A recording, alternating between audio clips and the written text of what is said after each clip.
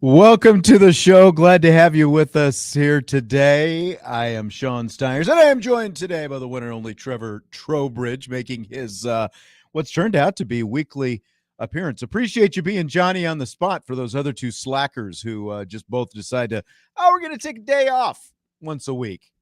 Must be nice.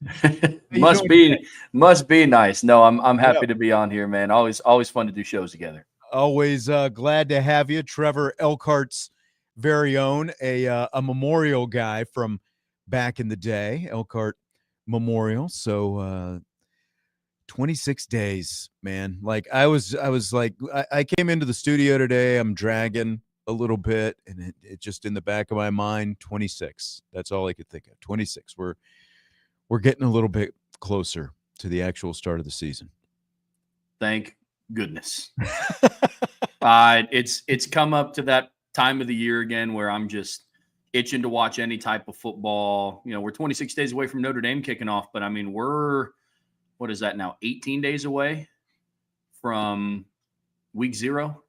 Oh yeah. I didn't even think about it that way. That's right. Yep. I think Iowa State plays Kansas State. You can watch some exhibition NFL football, preseason NFL football Thursday night. The Colts play. Are you a Colts fan? Bengals fan by marriage. Oh, that's right. Bengals. Yeah. I remember that now. They're not. They play Thursday night as well. But here on Sports Radio WSBT, home of the Indianapolis Colts, we've got a Colts game coming up Thursday night. The pregame coverage will start at 6. So our show will it'll be kind of a sprint Thursday when Jesse and I are in here. Vince will be away again on Thursday. I don't know if you knew this, but Vince and I and our partners share the same anniversary date, August 7th. Okay. Yeah, we are, what is that? 12 years apart we were married, but both on August 7th. So Vince will be off doing things with his lovely wife. My wife and I, we did our anniversary thing last weekend because, you know, she's a veteran herself. She's been around long enough to know that I can't step away from shows Monday through Friday. So that's just kind of especially this time of year. So my 1-year anniversary is on September 1st. So that's coming up. All right. It is. And so Congrats luckily any big plans? Anybody or surprises maybe? Hopefully celebrating a win. It's the day after Notre Dame plays Miami. That's true. I forgot about that. Yep. So really, technically, when the clock strikes midnight, I'll be probably still in the post-game show. So I'll start out with my anniversary, celebrating it with IB Nation. Lauren's probably going to be resting up, but you know, we got a full slate of stuff for that day. We're excited. TD4ND in the YouTube chat says, I'm committed. I should be committed is what you're actually saying. All right, we've got some comments from Mike Denbrock, Notre Dame offensive coordinator, we're going to get to here. Talking about the quarterback, talking about some other guys on the offense, but there was a practice inside Notre Dame Stadium yesterday. Now, unfortunately, we didn't get to bear witness in person to it, but Fighting Irish Media posted some highlights on social media afterwards, and kind of some things, a few different highlights jumped out. Jadarian Price weaving to the end zone for a little, on a run, scored a touchdown run as well, doing Jadarian Price things, it looked like. Yeah, looks as elusive as he was when we last saw him. It was very promising to see. The one where he's kind of, I don't know if it was the touchdown run, but the one where he's kind of weaving through traffic, I mean, it was there were a lot of starters I noticed on the field. And I did kind of break this down, like Zapruder, to see who exactly, was on the field on some of these plays. But Drake Bowen, Jalen Sneed, Adon Schuler, and Jalen Stroman were all on the field on. That was like one of the first highlights they showed, where Jadarian's kind of cutting back and forth, zigging into the secondary and that kind of stuff. So good stuff from him as always. Yeah. Yep. Absolutely. Can't wait to watch it live. Saw a PBU pass breakup by Devontae Smith in there, and he kind of did his Xavier. Was it Watts who was doing the sword thing? Because they both, he wears 0. Devontae Smith, like Watts wore last year, he was doing like the sheath the sword thing. That was kind of fun. Oh yeah. Oh well, when I first saw Devontae Smith at practice in person, it was in the spring, and I thought Xavier Watts was just out practicing with the team. Yeah. I mean, I'm talking to the same helmet, same visor, same number, same type of hair. I mean, both wearing number 0. And I was like, so you getting extra work in before I didn't think you were allowed to do that. But I keep thinking the same thing every time that I see, like when we're out there and seeing that video, they're like similar build, the whole thing. It doesn't look too much different. Now he's doing the sword thing as well. Yeah. So picking right up there. And then the defense, of course, Jadarian Price is number 24. New 24 on the defense is freshman corner Mark Zachary. He had a pick 6. We don't know what quarterback was again. That was against. They did a very good creative job of not showing us. I think they showed like the snap of the football and some offensive linemen's feet, but they wouldn't show us who the quarterback was on the pick 6. I'm not shocked. No, I'm not surprised in the slightest. I don't think that was a coincidence that we didn't get to see any highlights of the quarterback's making some throws yesterday. But no, Mark Zachary, Brian talked a lot about what he liked from him. I mean, obviously very high on him coming out of high school. True freshman cornerback, very long, athletic kid, popped first couple. I mean, he was taking reps with the second stringers on the first full day of fall camp that we got to see. So that was really promising. Yeah, and Micah Gilbert was on the field. There was a tight end out there too. I couldn't quite tell which tight end it was. I don't know if you could, if you picked that up, but Micah Gilbert was there, and Zachary was kind of sitting between the two guys as he made the catch near the sideline and then zipped off to the end zone. How about that high point catch by Malachi Fields that was in there? You talk about some body control, man. Yeah. First of all, I'll say this: seeing him in person, live, it's just because you can look at heights and weights on a depth chart all you want to. We've been writing about it, Sean. You get this. We've been writing all offseason about, Malachi Fields. He's coming in. He's 6'4". He's 220, big body guy. We watch this film, but seeing it up close in person, yeah, it's a little different. We got to see a little bit of a highlight of what he can do with that frame on that high point catch. I mean, that was spectacular. Body contortion and going up to get it and coming down. That was good. Zachary was in coverage on that particular play as well. And then you had another receiver, Elijah Burris, with a touchdown catch. Again, quarterback unknown, but I did see Dallas Golden was chasing him, and then Luke Talich, it looked like, at safety a little bit late, maybe getting over the top, and Elijah Burris doing his thing and taking it to the end zone. It's going to be really interesting to see kind of where he ends up when this fall camp is over with. Everything that I've seen, man, he's just picking up where he left off when spring ended. I mean, he was – Sean, I don't know how you felt about this, but I just wasn't expecting a whole lot of the true freshman receiver class this year because of Malachi Fields coming in, Will Pauling coming in, what Jaden Greathouse did to end the year. And the emergence of Elijah Burris in the spring was awesome. He got his opportunities, and he definitely capitalized on it. I think so as well, big time. And he's, as you said, he's made the most of them, and it looks like he's continued that. I want to know, like, do you think it was Blake? Do you think it was Blake Hebert? Do you think that's like, threw it to Elijah Burris? If you were guessing based on the fact that Golden and Talich were out there, or do you think it was one of the top 2 guys that threw it? If I was guessing, I would assume it was probably one of Kenny or CJ. Okay. All right. Yeah. Okay. Do you know the answer? You got a little grin on your face. I don't. I wish that I did. I'm just excited about thinking about it, man. Look, if I were a betting man, which I am, I would be willing to bet that it is one of the top 2 quarterbacks. I would have to imagine that the majority of the rep share is going to them with all the stakes on the table. You know what I mean? I mean, you got battle for whoever the starting quarterback is going to be. And then with some of the other guys that were out there on the field with them, I mean, Dallas Golden was taking second team reps on the first full day of fall camp. Luke Talich is right in the position battle of starting alongside of Don Schuler. Elijah Burris has been taking reps with, second, third team guys. So I could see it being one of the top two guys. I think you're probably right.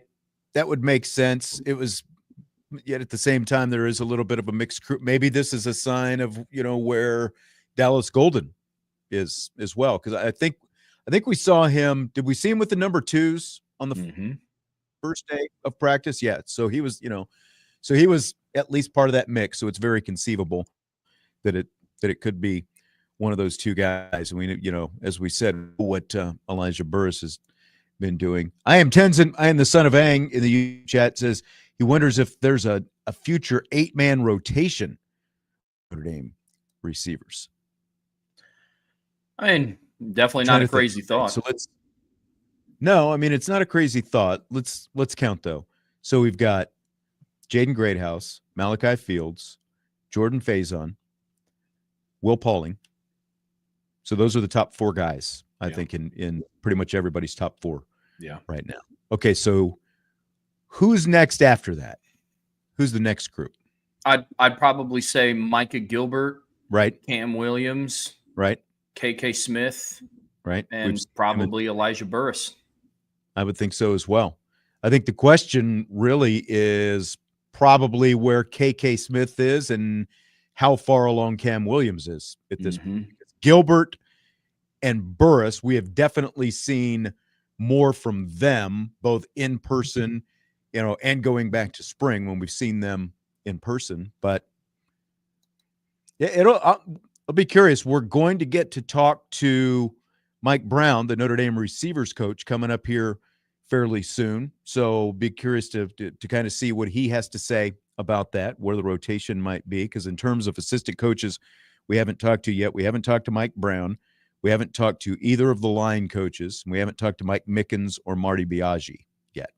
I think that's it. I think that's 5 guys right there. And so we're going to get to talk to them over the course of the next week and a half, and then we'll finish up at some point training camp. We'll get to talk to Marcus Freeman again, as well as the 2 coordinators, Mike Denbrock, as well as Chris Ash at the end, according to the media schedule that we have. So be really curious. I think 6 is pretty solid. 7 and 8, that'll be, again, I think it's going to come down to consistency and, how much, how much they truly feel like that those 7 and 8 guys, can be contributors. I don't think they want to rotate guys, kind of like we were talking about the safeties yesterday. You don't want to rotate guys in just to rotate guys in. You have to feel strongly that they can help you. Now, maybe there are some situations where, like, it feels like, again, like Elijah Burris is a little bit more consistent part of the rotation at this point already, but his speed, someone who can, kind of get behind the secondary and that kind of stuff. So I don't know. It's going to be interesting. That's for sure. I mean, I'll say this. I think an argument could be made that they might have their 5 guys ironed out, and it's kind of a push for who's going to be the number 6 guy. I've really liked what I saw from Micah Gilbert. Yeah. Since we've gotten to see him on the field. Unfortunately, we didn't get to see him in the spring due to the injury.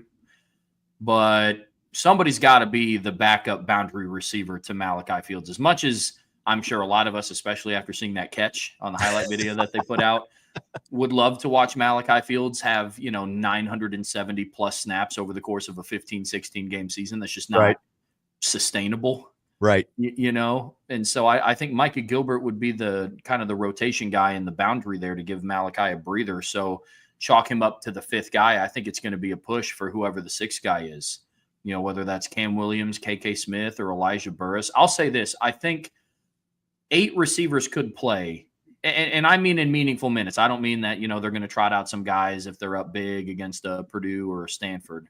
I think 8 guys could play, but I think the 2 remaining out of that rotation of 6, it could be situational. But the thing that could cut off that rotation and keep it at 6 and prevent opportunities from 7 and 8 is something else we've been talking about, and we talked about this in rapid fire yesterday. The 20 and 21 personnel, the extra running back, especially if Jeremiyah Love is going to contribute in that fashion, then that maybe, essentially if you're going to have an extra running back on the field, that's at least one less wide receiver you're going to have on the field. And if Jeremiyah Love can give you obviously the explosive play capability, which we all know that he has, then that is going to limit 7 and 8 and probably keep that rotation a little bit shorter if they're going to do more two-back stuff.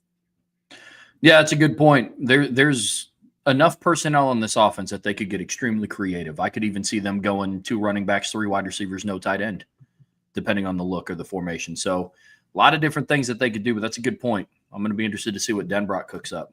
Honestly, I just thought about it. So, it's like, well, hey, if we're talking about two-back stuff one day, that's gonna play a part in this whole thing. So because again, we know what a strength of this team, the running back room is, and we'll touch on that. I like the Doak Walker preseason stuff came out today, and I was pleasantly surprised by what I saw with at least one name that was on that list that came out today. All right, want to get to some of the Mike Denbrock comments. We're going to start with this. We're going to talk a little quarterback right now. We were able to talk with the offensive coordinator recently, and he talked a little bit about CJ Carr and Kenny Minchey, starting with where they have improved since the spring. I think again, I'd go back to both of them because they both had their moments of catastrophic decision-making. But I think what you saw was a resiliency that you love in a quarterback where maybe the next play or 2 plays down the road, they bounced back and made an explosive pass or made a good read or did, jump right back into the fray and make good decisions. So obviously as camp goes along, we've got to eliminate the catastrophic things that may happen and get ourselves a little more consistent at making good decisions. But the ability to have that resiliency as a quarterback in particular, one play, one life, as we talk about around here, is really, really vital to success.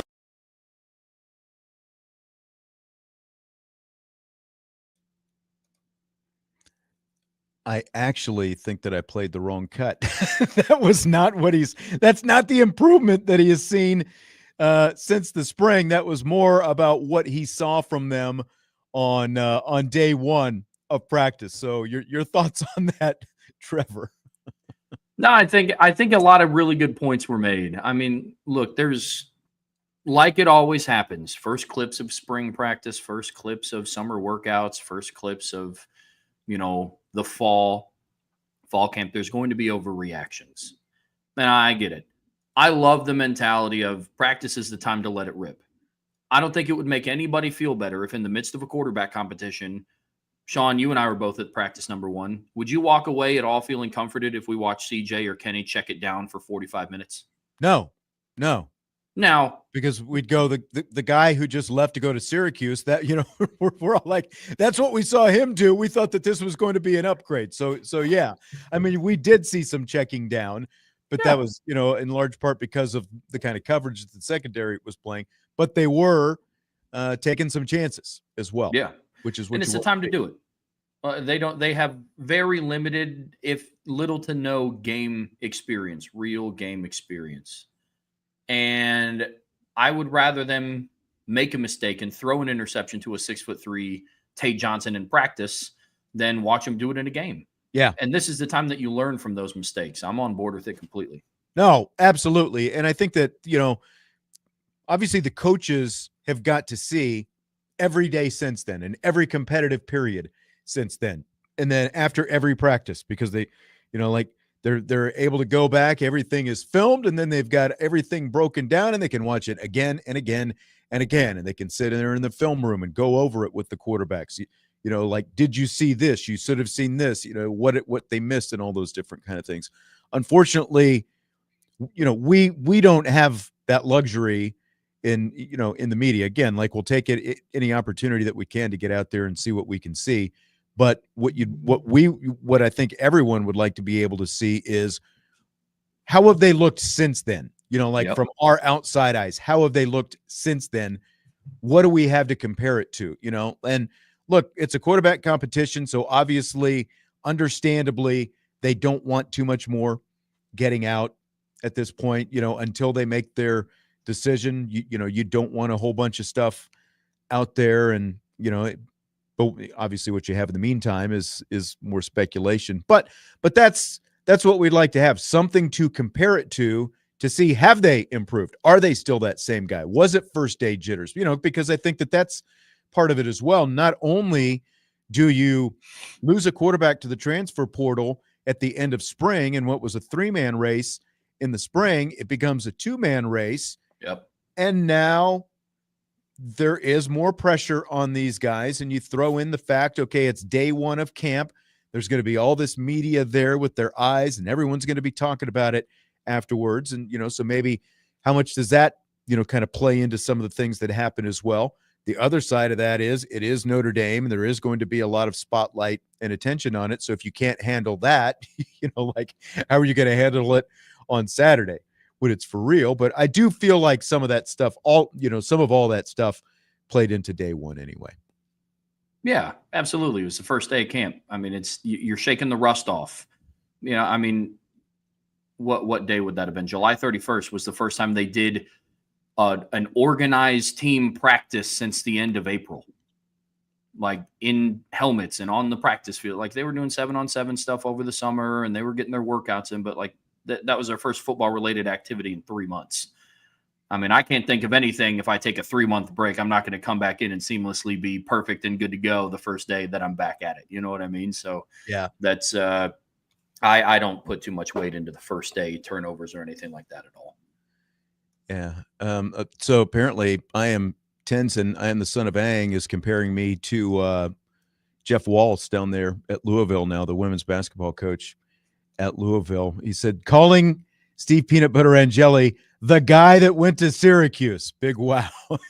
It wasn't meant to be a shot. I'm just saying, he went to Syracuse. We all know that a guy went to Syracuse. Do I have to, am I allowed to just say the guy? I don't know if you remember this. Jeff Walsh a few years back got mad at Muffet McGraw in a post-game press conference because she called, the one of Walsh's Louisville players who got the Player of the Year award in the ACC, like the other player, because she was talking about Enrique and all this different stuff. So yeah. So all right, we'll take a timeout.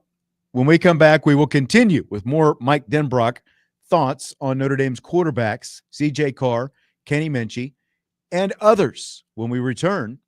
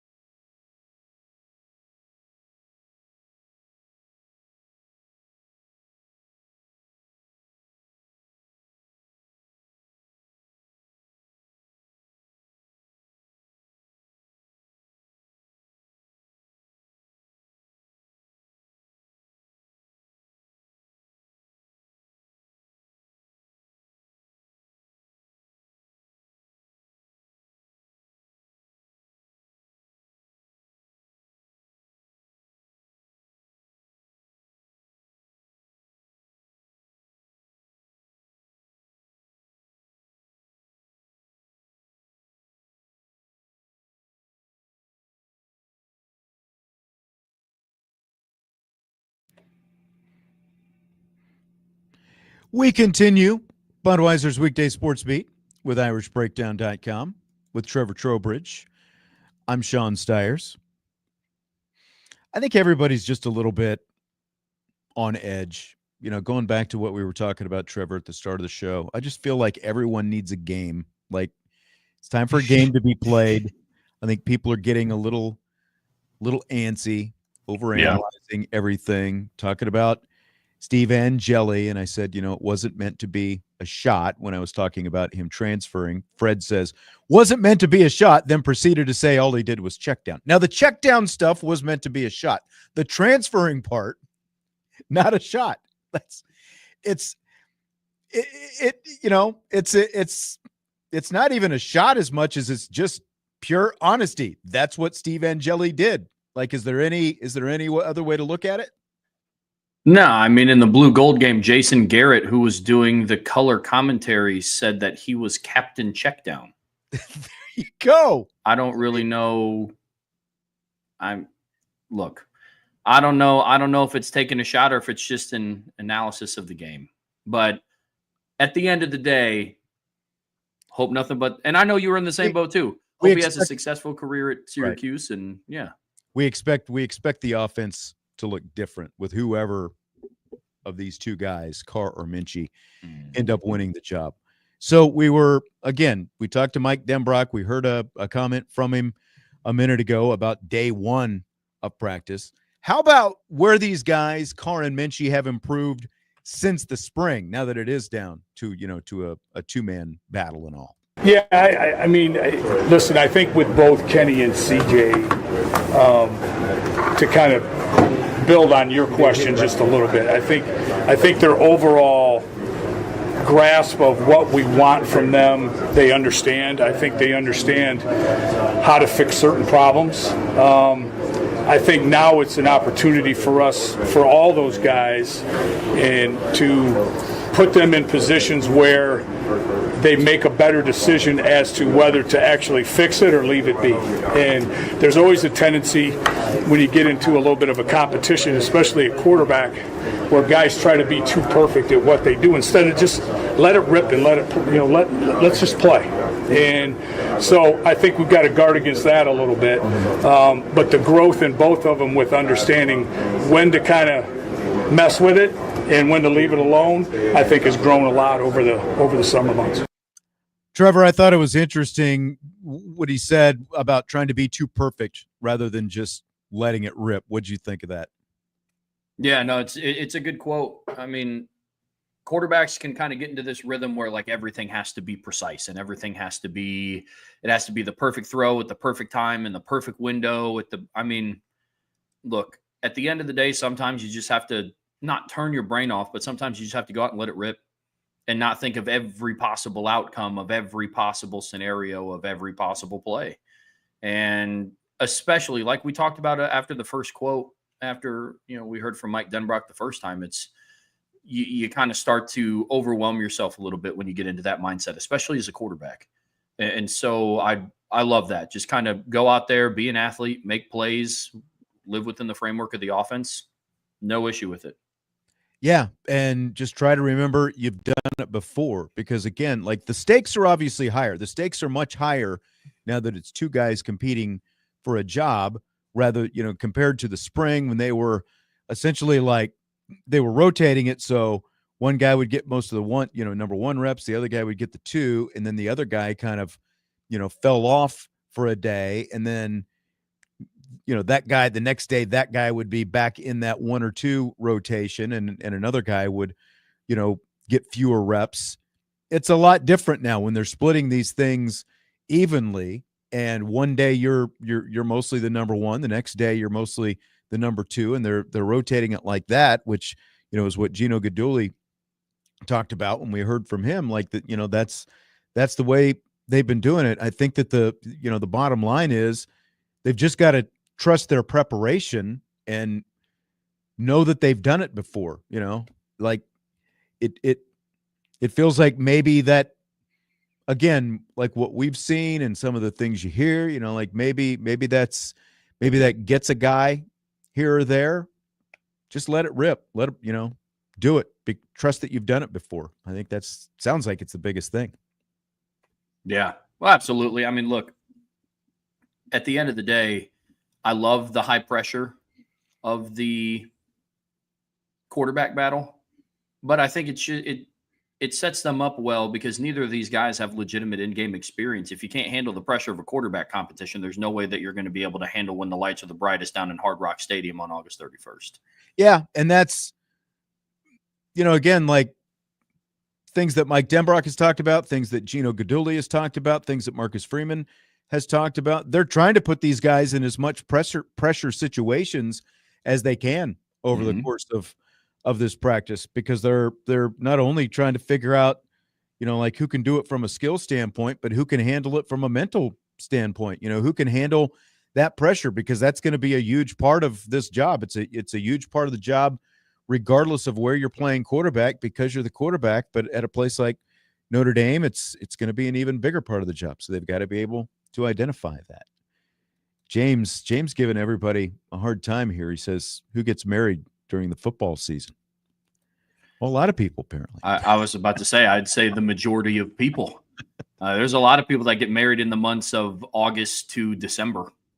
That's kind of the wedding peak season. I mean, I know there's some summer weddings, but yeah, I would say a good amount of people. I think you're right. Yeah. I got married the day after the Texas A&M game last year. I was going to say, so if it's on a Monday this year, you would have been on a Sunday. The rare Sunday wedding, you pushed it to the day after. Yeah. Was that hard to book? Like, I don't know where you got married. Was it hard to find a place on a Sunday? No, we booked it out far enough in advance, and it was nice with it being a holiday weekend. It was fantastic because the Sunday wedding was essentially like a Saturday, but we got the Sunday pricing. Oh, that's true. That's true, because you had Monday off and the whole thing. I've heard that there's a lot more Friday weddings these days.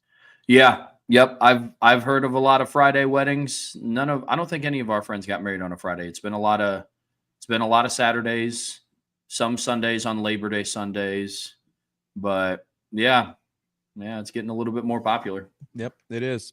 All right. Some more from Mike Denbrock. He was asked about balancing things that they need to get accomplished, that they need to differentiate between the quarterbacks with the needs that Notre Dame needs to establish in terms of who they are as an offense. I mean, I think we have a little advantage where that's concerned.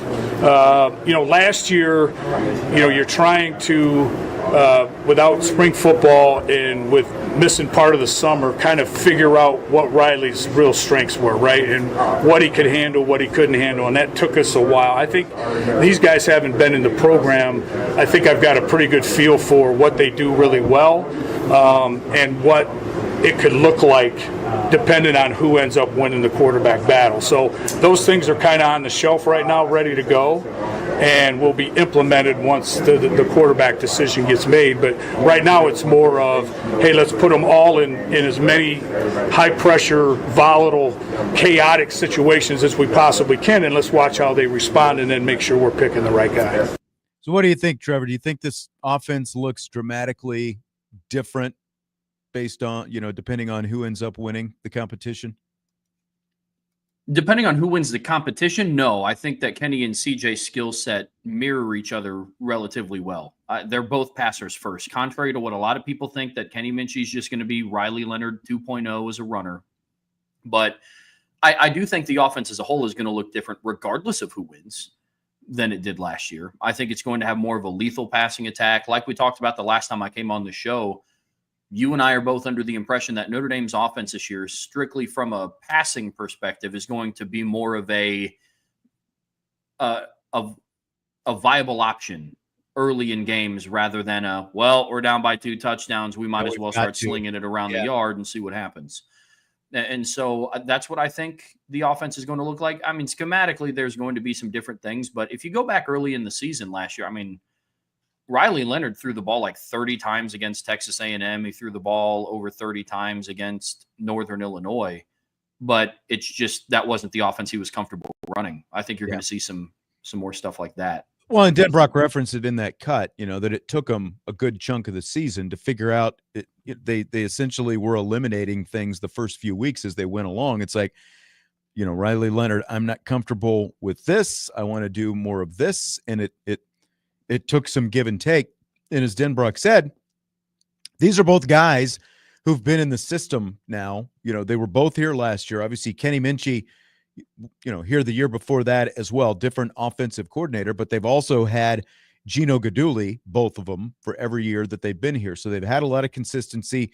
They know what they're getting out of these guys. They're much more comfortable with the offense. And yeah, I agree with what you're saying. It's not going to look dramatically different. The biggest difference is Minchey can obviously he has more escapability. He's not going to be a run first guy like Riley Leonard. I've said this a few different times. With Riley Leonard, the running was a feature, not a benefit. With Kenny Minchey, it's the other way around. It is a benefit. It is not a feature. It is like his ability to run, his ability, to use his legs when things break down. That's going to help him a little bit more than CJ Carr. Again, it's not like CJ Carr is going to be a statue in the pocket. If it's him, he still has the ability to do some of those things as well. But it's not going to look like a Riley Leonard offense just because Kenny Minchey's in there if he ends up winning the job. No, if Kenny Minchey wins the job, it's not going to look like a Riley Leonard offense. And if CJ Carr wins the job, he's also not going to look like Jack Cohn. I mean, it's just right. You got to find the in-between with both guys. Like I would give the athletic edge to Kenny. I think he's more of the runner between the two, but he's not going to have a 145-yard rushing day like what Riley Leonard had against Miami of Ohio. It's just going to look different. Exactly. So I'll read kind of the setup to this next one from Mike Denbrock's transcript. Here's the question. In the message board world or social media, there's a mantra of why not Kenny?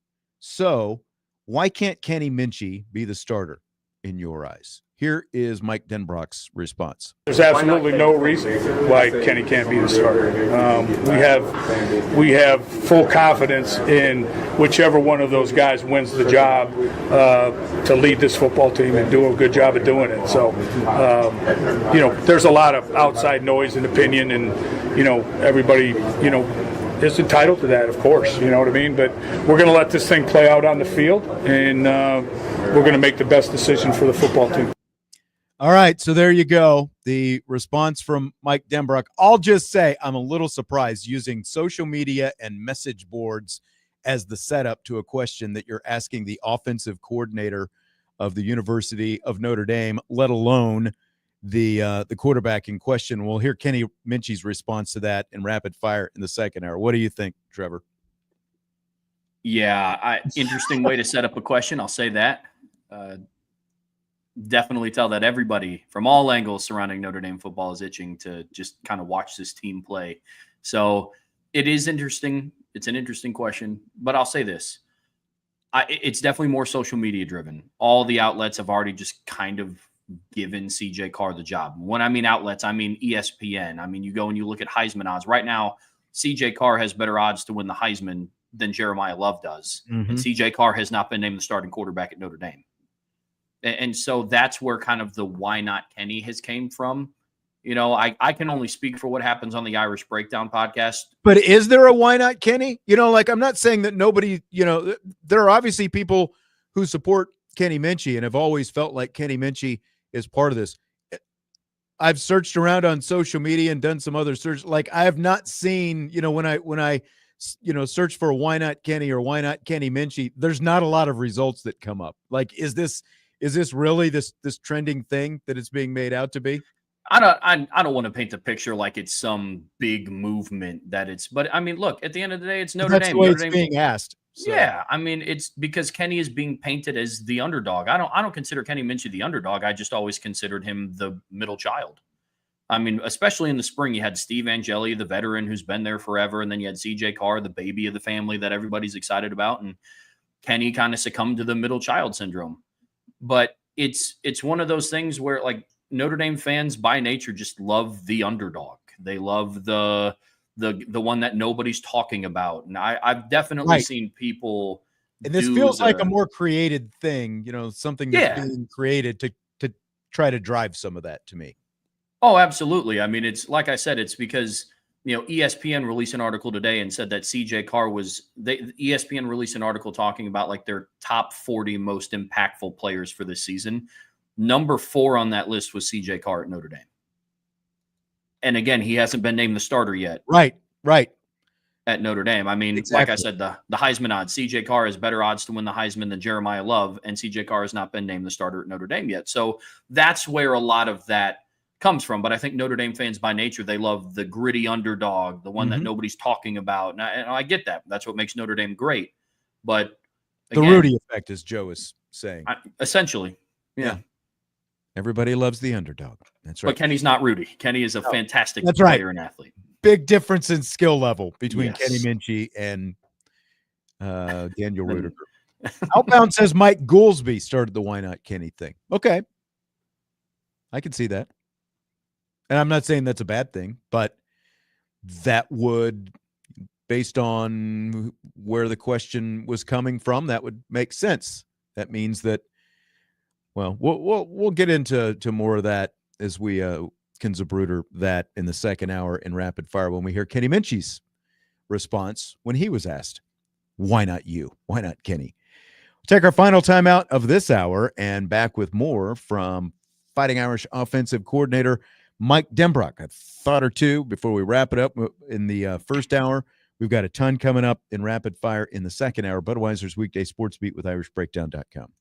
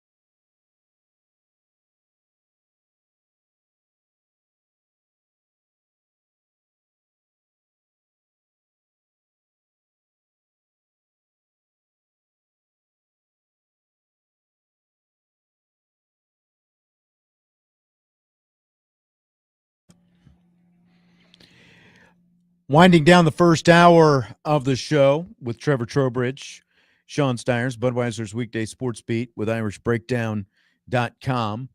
Jump in here. I'm going to get this. I think we've got time for one more comment. I'll play Mike Denbrock's comment about Charles Jagasaw because he's been doing some select drills during practice as he tries to get healthy after breaking his arm in that UTV accident last month. That's a good description of Charles Jagasaw, if you know him. And obviously, unfortunately, he spent the better part of the last couple of years on the side because of whatever reason. And he is always engaged. He's always locked in. He's always looking for a way to get better. And right now, that's a way where he can keep himself engaged, keep himself hopefully in a position to continue to get better at maybe some little things. And that's just the type of person that he is. That's why he's such a good football player. I mean, he's not doing a ton out there right now. You kind of like you see him hanging out with the offensive linemen and kind of like, helping to whatever extent he can with their drills and stuff like that, like doing some conditioning early that doesn't involve any lifting and things. I mean, you got to keep him doing something, I guess, right? Yeah, they're keeping him fresh for whenever he is able to return, and hopefully it's sooner rather than later because, you and I have talked a lot about we believe that he has one of the highest ceilings in the offensive line room. Mm-hmm. I mean, he started 2 games for Notre Dame, both at left tackle, not at right guard, where he was slated to start, and he was already getting some NFL draft buzz. So, high ceiling kid, just hope he comes back healthy. Yep, absolutely. Absolutely. Charles Jagasaw working his way back. And should I try to slip this last one in here? What do you think? Let's do it. All right. All right, here we go. Mike Denbrock on Kevin Bauman, tight end. Kevin is an incredible asset to this football team. I don't think anybody ever could got him kind of mixed up with a 4-5 guy. But his movement skills have improved as his health has improved. And, I'm happy for him that he's able to get rewarded for a lot of hard work he's put in to put himself in a position to be a factor on this football team. And I think he'll continue to do that. You think he can be a big factor? I mean, he's had a million injuries and he's here, it seems like his 10th year at Notre Dame as he continues to work. We've seen him out there. Like what kind of factor do you think Bauman could be, Trevor? I think on and off the field factor plays into Denbrock saying he'll be a big factor. More leadership and stuff like that. Exactly. I think his days of being a 50-catch, 600-yard, 8-touchdown catch tight end are behind him, unfortunately. But Kevin Bauman is just one of those guys that you just want to see succeed in any definition of the word. Got a lot of young tight ends in this room. Ty Washington comes in. He's still finding his footing, being in South Bend and playing for a team like Notre Dame. Kevin Bauman can help out a lot. Absolutely. All right, we will finish the first hour of the show with that. We've got a lot more coming up in hour 2 with rapid fire and abbreviated second hour. We've got some comments from Jeremiyah Love on his superpower. We've got some comments from Kenny Minchey. Why not Kenny Minchey? We've got some other stuff in rapid fire as always as well. We will do that coming around in hour number 2, Budweiser's weekday sports beat with irishbreakdown.com.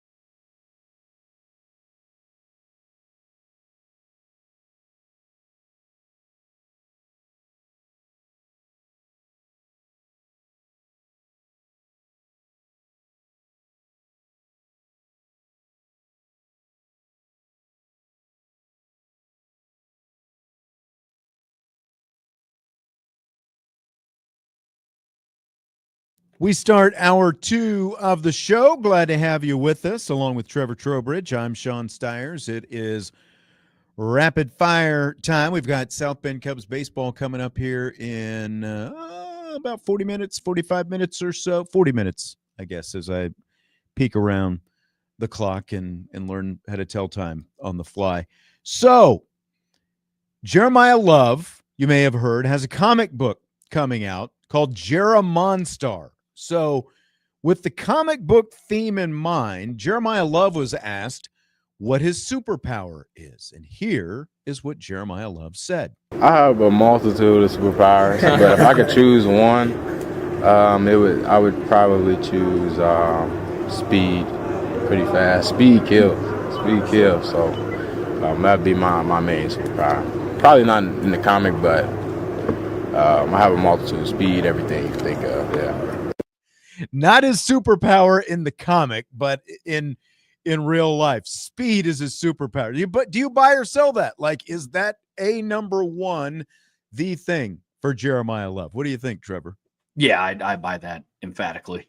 I don't know how the number one superpower couldn't be speed.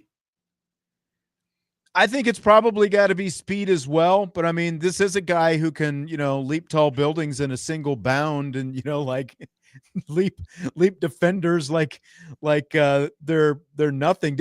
Have you seen that the New Balance? He's got this, apparently he just signed this new NIL deal with New Balance, and fittingly enough, the promo photo that I shot is Jeremiyah Love. There's no one underneath him, but he is hurtling up in the air. He is like I don't know how many feet off the air. So I think speed is probably number one. I'm trying to think, like, what would you call superpower number two for Jeremiyah Love? Would it be his boinginess, his springiness? Yeah. Would that be it? Yeah, for sure. The kid's got bounce. I mean, he's ask one of the many linebackers or DBs that he hurdled last season. Yeah, he can exactly. Like Stymie says, the anti-gravity. I think that makes sense. Some anti-gravity for Jeremiyah Love, and just his elusiveness. Like the wiggle and everything else that he's got in his game. And like I think that the strength and probably the ability to run through the brick wall and not just over the brick wall. I think that maybe that is an underrated aspect of his game still, even though, we saw that on display in the Penn State game in the Orange Bowl. Yeah, that's a good point. Super strength could probably come into play as a close third because of that run against Penn State. Yeah, exactly.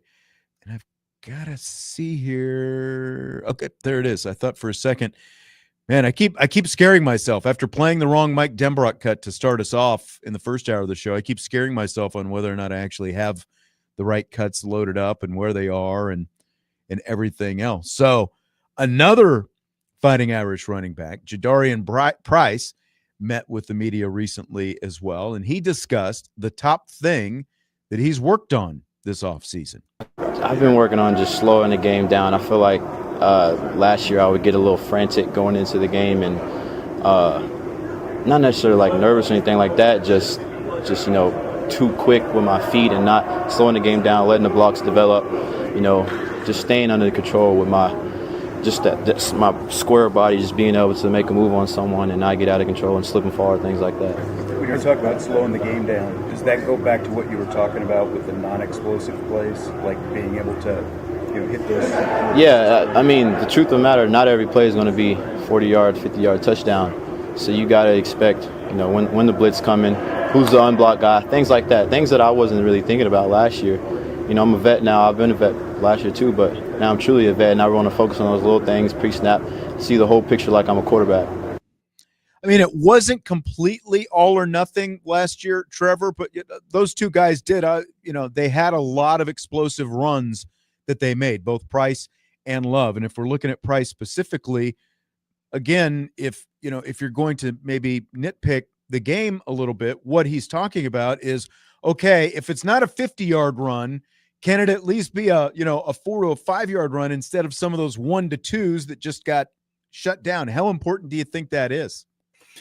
Extremely. Last year, and some of it was by nature, but last season, Jadarian Price was definitely more of the feast or famine type of running back between the two of him or Jay Love. But you kind of understand it. You know, if you're Jadarian Price, you kind of go into the game knowing, okay, I get X amount of series, I get X amount of carries, got to make the most out of them. Mm-hmm.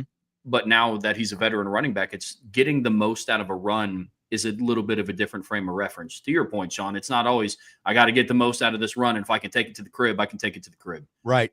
It's like, hey, if I can take us from, 2nd and 13 to 3rd and 5, instead of trying to go from 2nd and 13 to a touchdown, that's going to be really impactful for sure.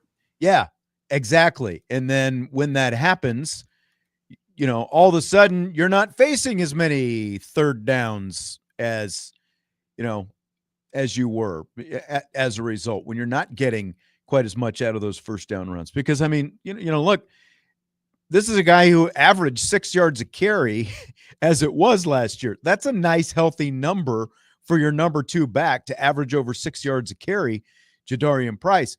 But again, if you get more consistency and it's not just a 50-yard run or a 2-yard run, and all of a sudden you're averaging, 3.5, 4 yards a pop on those shorter runs, then all of a sudden you're averaging 7 yards a carry as a result. And that means a lot of 2nd and 3s and potentially 3rd and 1s, a lot more manageable. And then, as much as Marcus Freeman is willing to go for it on 4th down, that means that there are potentially fewer 4th downs where you have to go for it as well. And I just think that, and again, like when you look at the fact that you don't have a Riley Leonard to potentially bail you out by just being Riley Leonard and doing Riley Leonard stuff on 3rd down a lot. I think that this offense can just look that much more consistent if they can do some of those things like that.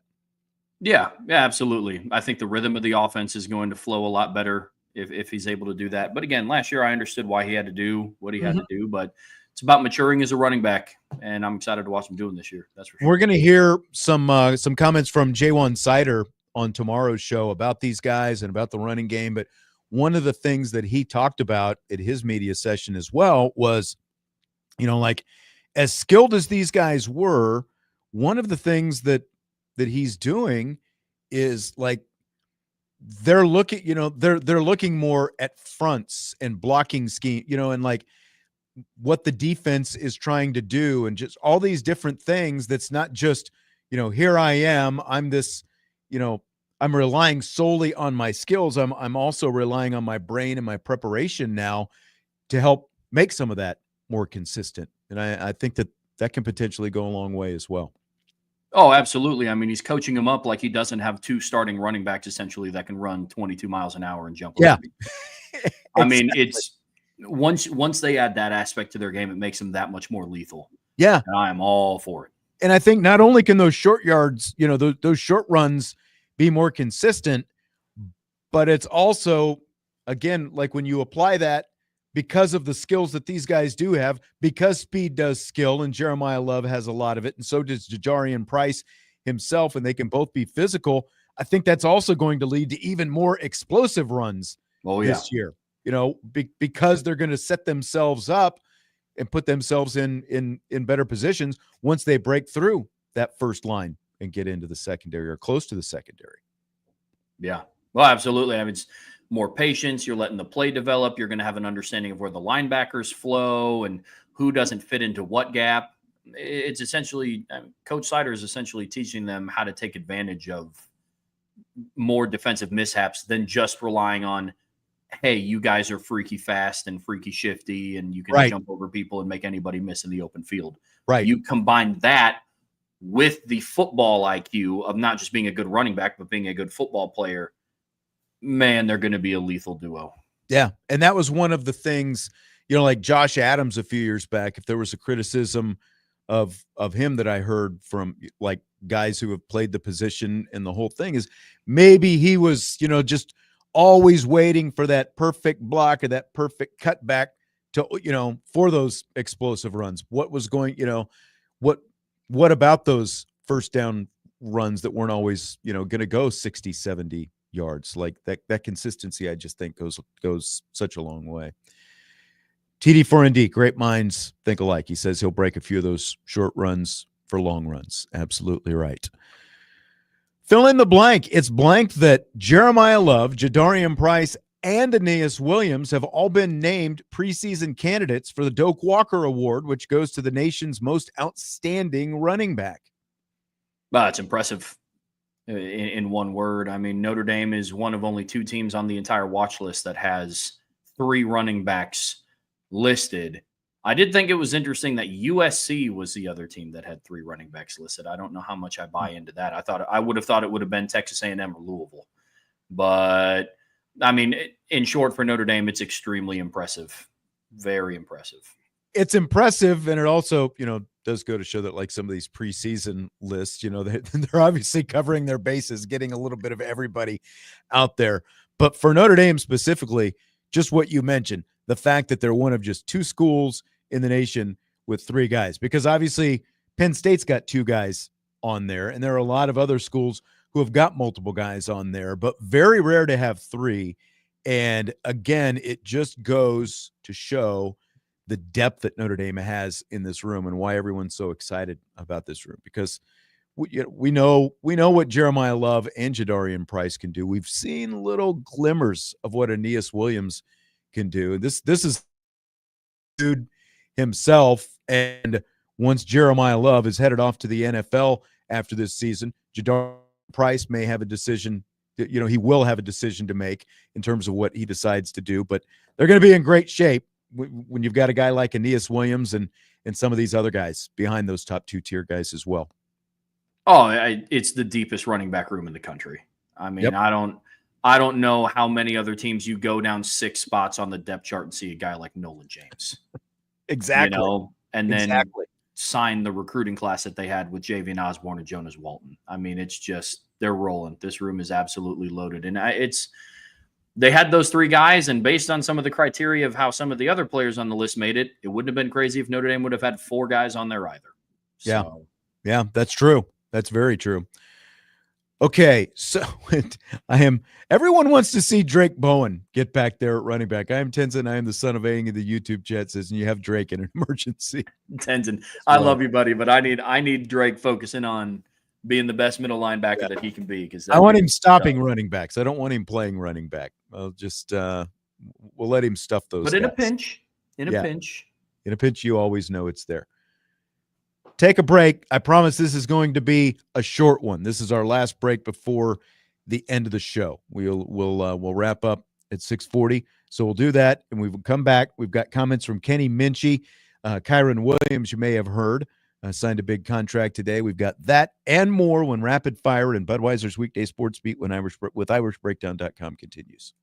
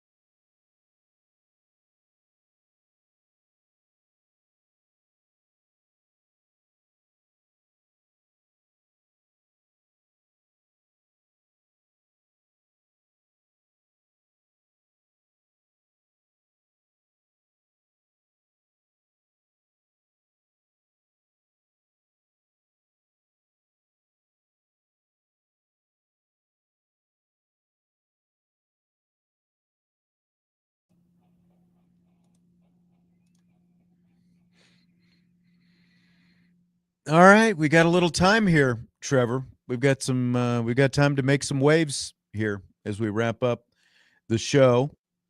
And Rapid Fire continues on Sports Radio WSBT, South Bend Cubs baseball, on the way here in less than 20 minutes. So, Kenny Minchey touched on this a little bit in the first hour of the show with some comments from Mike Denbrock. Kenny Minchey met with the media recently. We've had all kinds of chances to talk to a lot of these different players and coaches. It's been great to get a lot of their thoughts. Apparently, there's this social media / message board thing going around asking why not Kenny, as in why not Kenny as the starting quarterback. Here is Kenny Minchey's answer to that when he was asked, why not Kenny? I feel like someone has sent me that in the past, but I'm definitely not on social media right now. But someone has showed me that before. But yeah. How would you answer that? Why not Kenny? Most of the time I just laugh at it because whether it's good or bad, I try not to listen to it. But yeah, I definitely wouldn't respond. All right. So there is Kenny Minchey's answer to why not Kenny. Trevor Trowbridge, nonplussed. Have you seen anything that resembles why not Kenny trending anywhere on social media? I ask you, Trevor. Trending anywhere? No, but I have seen it sporadically throughout my timeline or feed or whatever. All right. Someone said in the first hour they thought maybe Mike Goolsby is the one that started this. Okay. Again, like I've done some searches. It didn't seem like it was a big thing, but there are like Irish Breakdown has its own message board, Irish Illustrated, Blue and Gold, all these different sites have their own stuff. So maybe it's there and we're just not, seeing the Kenny Minchey hype train rolling on ours at this point. Potentially. Yeah. I mean, do you think one's coming? Do you think a hype train is coming? Maybe. I mean, he's done some things that have really impressed, me and some of the other people back at Irish Breakdown. I mean, I'm sure you as well. I think there's just this notion out there that the quarterback battle has already been decided. And I don't think that that's true. I really don't. This is a true competition. They have no reason to hide anything. You know what I'm saying? Look, and you and I have said the same thing here, Sean. I don't care if Notre Dame tells us who the starting quarterback is. I could find out at 7:29 p.m. on August 31st who the starting quarterback is. But as long as they know, as long as the program knows who their guy is, that's all that matters, truthfully. And so that's that's where I'm at with the whole situation. Kenny is very much in the battle. I'm not the biggest fan of the why not Kenny. I mean, I don't really care because he is in the battle. Well, because it just feels like you're beating a drum for a certain guy. And if you're your job in the media, that's not what it's supposed to be, is to beat, you can have your opinion on who you think it should be, but if you want, it's the same for any position battle, whether it's the quarterback, linebacker, offensive line. Like it seems like fans tend to pull for the higher rated, the guy who is higher rated as a recruit, because like that justifies the rating or whatever, or maybe it's just the expectation that you place on that because of the rating that they came in with. And it's one thing, like if fans kind of pick their guy and all that different kind of stuff, but at the end of the day, you should just want the guy who's the best guy. Like that's who you should want. You shouldn't have a preconceived notion and be actively cheering, especially us when we're also supposed to be objectively watching and dissecting things that happen. Because if you're out there, pulling for a certain result, that obviously skews what you see and the way you talk about it and report it afterwards. Oh, absolutely. I mean, but unfortunately, that's just how fan bases are. And this isn't Notre Dame specific, but I can speak to that the best because I follow Notre Dame the closest out of any other, sports team. Yeah. We saw the same thing back in 2022 when it was, I'm team Audric Estime. No, I'm team Logan Diggs. And it's like, why not be team both? Because they're both great football players for Notre Dame. You can be team both. You can be team Notre Dame. I think CJ Carr is going to win the starting job. But if it's Kenny, then let's ride, because I want Notre Dame to be successful. I don't have a dog in the fight. It's just after watching practices and giving thoughtful analysis, that's who I think could win. But that doesn't mean I think Notre Dame is going to absolutely suck if Kenny Minchey's the starting quarterback either. They Right. both have extremely high ceilings. Extremely high. No, absolutely. Absolutely.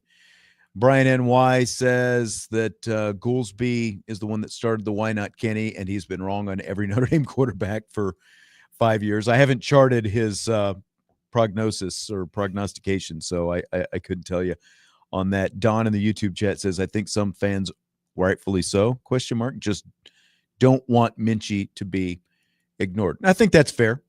That's completely fair. You don't want either guy to be ignored. You know, again, like we went into the spring, I think, with an idea of, based on the things that we had seen, who we thought was going to be the guy.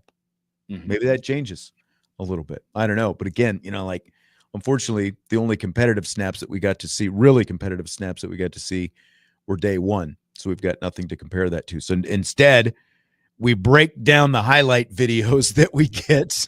We break down the highlight videos. We overanalyze the press conferences and people's body language, and we read in between the lines. It'll all play out just fine. Yeah.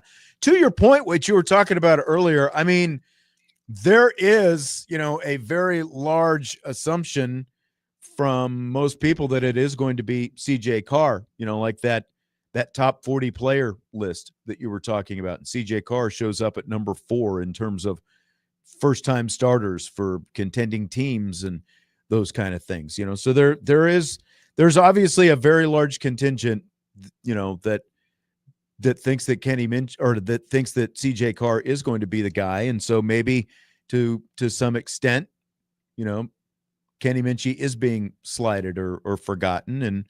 And like Don says, that people don't want Minchey to be forgotten or ignored in this whole thing. And that's completely fair, because it is a 2-man race. And, you know, at the end of the day, we all just want to find out who it's going to be, so that we can start talking about that angle and what the team is going to look like with that guy. So I started to get into this one yesterday, and then we got swept up in some other conversation. Marcus Freeman was asked at the start of training camp about preparing for the Heat in Miami for this month's season opener, after they prepared for the Heat at Texas A&M for last year's opener. Here you go. We can't control the weather, but we can control hydration. We can control supplements and all those things. So we have to continue to do that.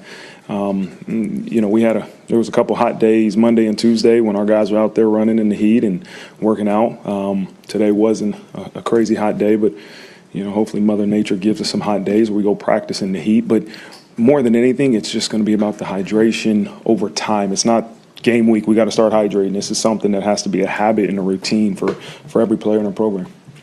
Trevor, this storyline, the Heat for the opener, is blank. Tiresome. Look,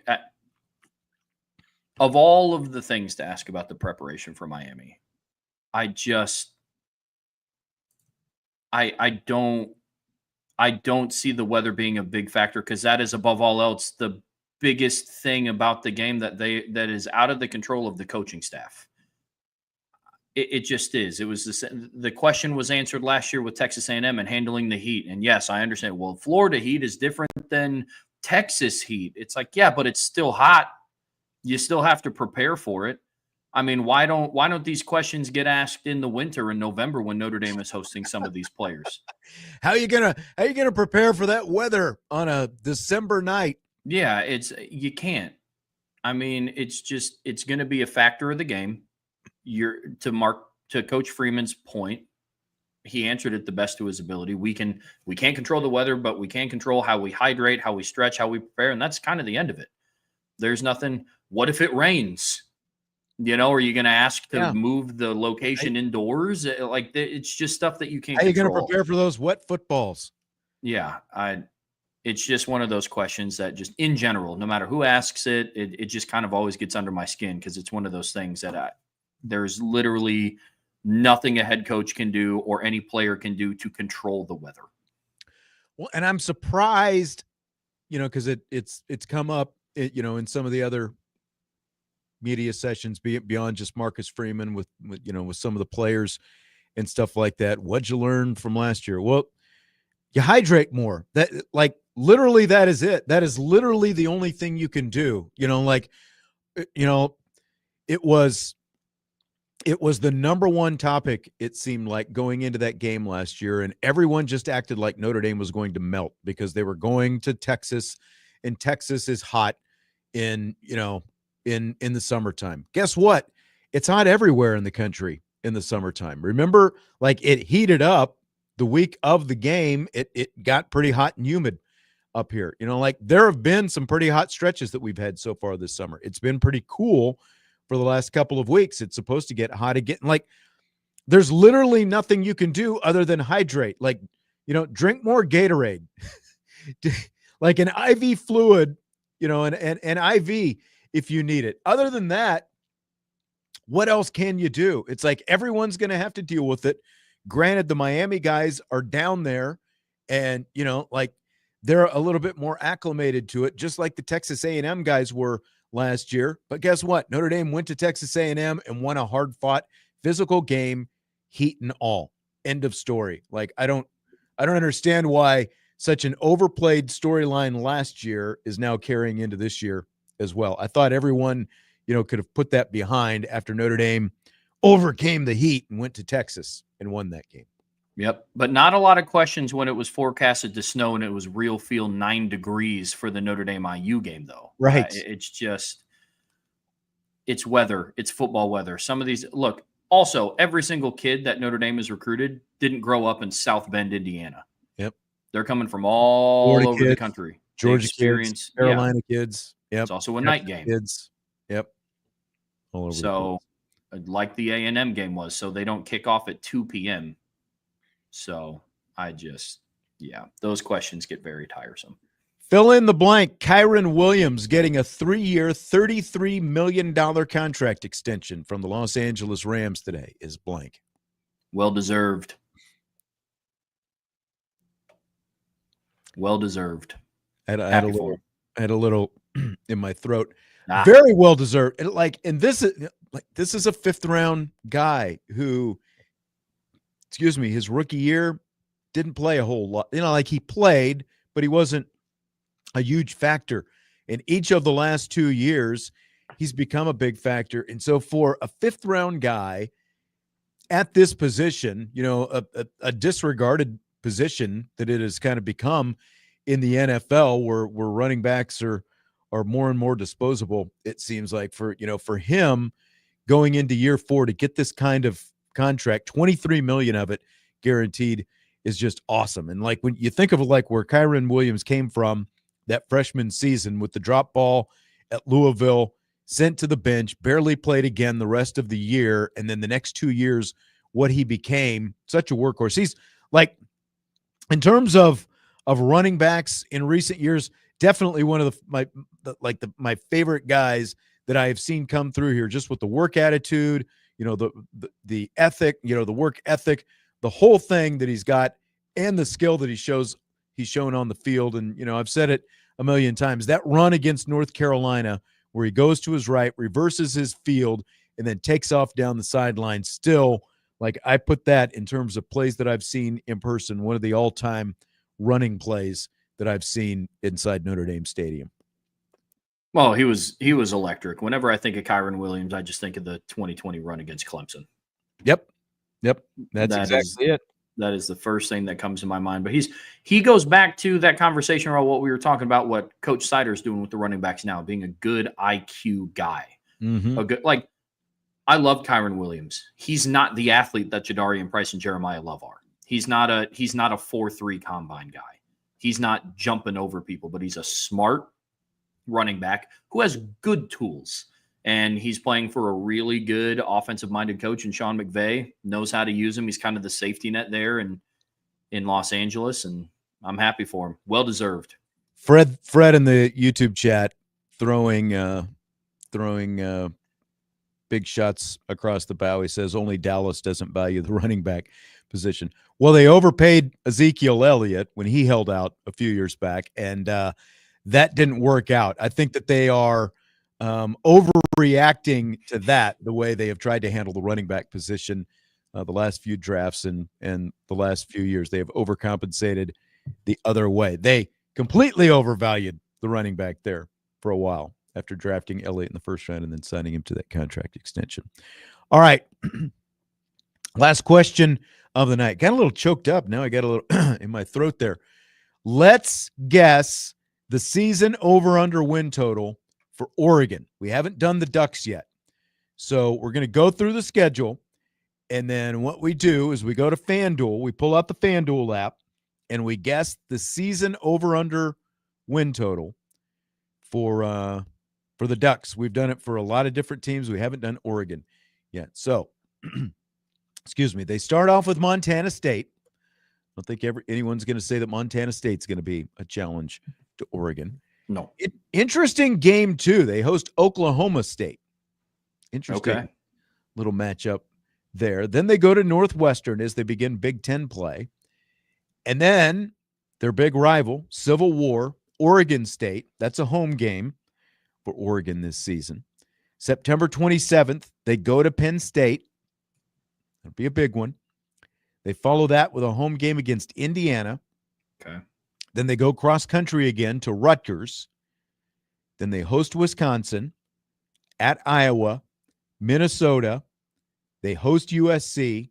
They finish the regular season November 29th at Washington. So they were 13-0, 12-0 in the regular season, won the Big Ten championship, 13-0 last season before they lost to Ohio State in the college football playoff. So based on that schedule, Trevor, what do you think FanDuel has got their over-under win total set at? I'm going to guess 10.5. I could see FanDuel setting the line there. I think that that's probably the ballpark because, I mean, really it comes down to, okay, Penn State, after, I'm almost tempted to say 11.5, but I don't know if I'm willing to go that high. Yeah, at Penn State's going to be a rough one, and really the month of November for them is just a bunch of sleeper teams. Iowa's a tough place to play. They're also 1-2 in their last 3 home games against ranked opponents. So we'll see. Minnesota's a team that people are fairly high on. Yeah, USC I think could be a sleeper team in the Big Ten. And then you have on the road against Washington. Washington hasn't lost a home game in that stadium in 3 years. So November is a tricky month for them, but if I were to guess, I bet after following up basically a 13-1 season, starting at 13-0, I bet they set the line at 10.5. Right. I just realized we're about 45 seconds left here. So you're going 10.5? 10.5. I'm going 10.5 as well. All right. Drum roll, please. The over-under 10.5 on FanDuel for the Oregon Ducks. Turned out to be one of the easier ones that we've done. But kind of goes back to what I've said all along with the overrated nature of the Big Ten 9-game schedule. They make it out like it's the toughest schedule ever, but Oregon's win total is set at 10.5. Trevor Trowbridge, good to talk to you as always. I will talk to you again soon. Sure will. Thanks for having me on. Yep, absolutely. We will wrap it up with that. South Bend Cubs baseball is coming up next. Budweiser's Weekday Sports Beat with IrishBreakdown.com.